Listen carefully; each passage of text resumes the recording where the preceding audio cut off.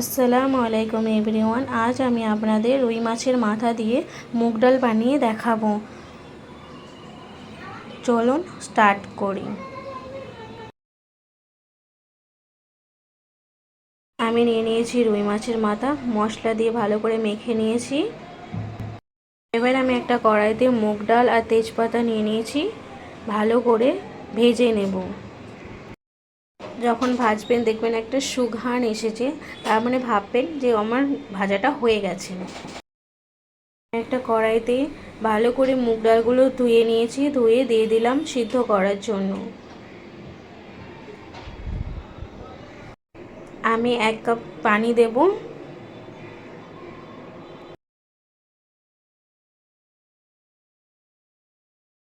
আমি পরিমাণ মতো নুন অ্যাড করে দেব।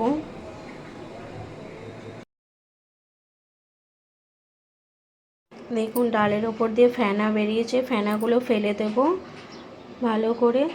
তারপর আমি হলুদ দিয়ে দিলাম 1/2 চামচ। আমি এবার সিদ্ধ করে নেব 10 মিনিট লো টু ফ্লেমে। এবার আমি ঢাকনাটা দিয়ে দিলাম। দেখুন আমার হয়ে গেছে, ঢাকনাটা সরিয়ে দিলাম। আমার ডালটাও সিদ্ধ হয়ে গেছে। আমি কড়াইতে সরষের তেল নিয়ে নিয়েছি, ওই তেলেতে আমি মাথাগুলো ভালো করে ভেজে নেব।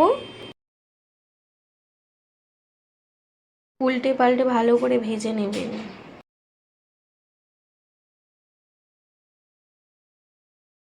দেখুন আমার ভাজাটা হয়ে গেছে, এভাবে ভেজে নেবেন।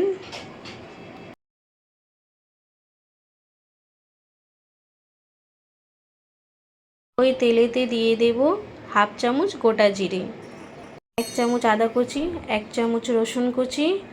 ভালো করে ফ্রাই করে নেব। বেশি ফ্রাই করব না, জাস্ট হালকা করে ফ্রাই করে নেব। 2টো শুকনো লঙ্কা দিয়েছি।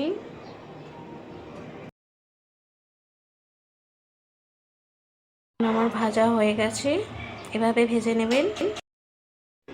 আমি 1/2 কাপ মতো পেঁয়াজ দিয়ে দিলাম। পেঁয়াজটাকে ভালো করে ভেজে নেব, বেশি লাল লাল করব না।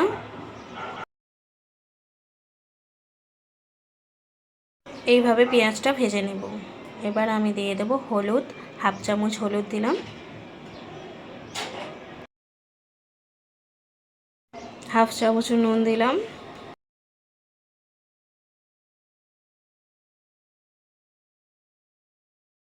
আমি একটা বড় সাইজের টমেটো কুচি দিয়ে দিলাম।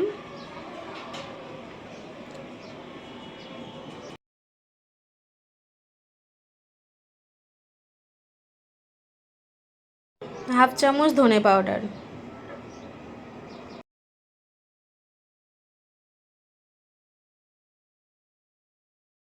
এবার যে ভেজে রেখে দিয়েছিলাম মাছের মাথাগুলো, ওগুলো দিয়ে দেব।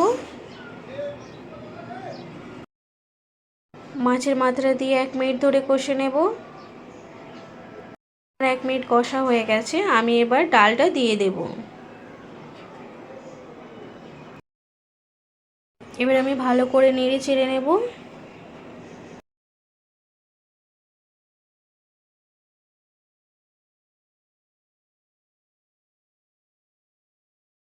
এবার আমি কড়াইটা ধুয়ে কিছুটা পানি দিয়ে দেবো।